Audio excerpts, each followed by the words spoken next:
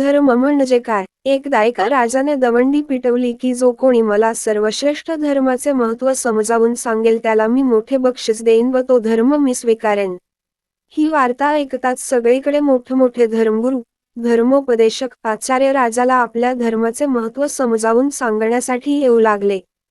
ते सर्वच जण एकच गोष्ट आठवणीने करत होते की स्वतःच्या धर्माचे महत्त्व सांगताना मात्र दुस याला धर्माला कमी लेखत होते.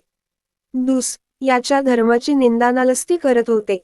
यातून एकच झाले की राजाला काहीच कळेना की कोणता धर्म सर्वश्रेष्ठ आहे व त्यामुळे तो दुःखी होत होता.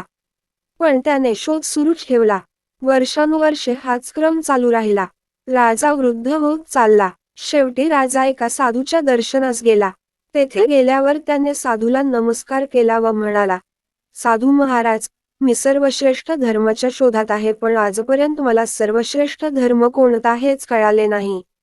साधूने राजाकडे पाहिले व म्हणाले, सर्वश्रेष्ठ धर्म तर जगात अस्तित्वातच नाहीत.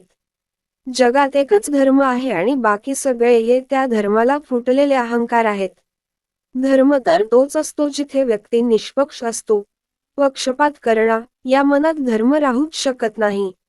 साधूचे हे बोलणे ऐकून राजा प्रभावित झाला. साधू पुढे जाऊन राजाला म्हणाला, राजन, चला आपण नदी पार करून पलीकडे जाऊया. नदी तीरावर दोघे पोहोचले.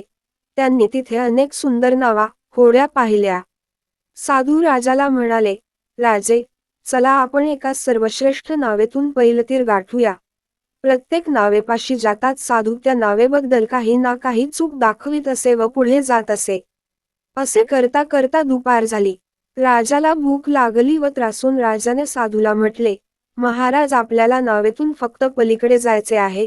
अहो, इतकी छोटी नदी आहे की पोहून सुद्धा आपण पटकन पलीकडे पोहोचून जाऊ, मग त्याची इतकी चर्चा कशाला?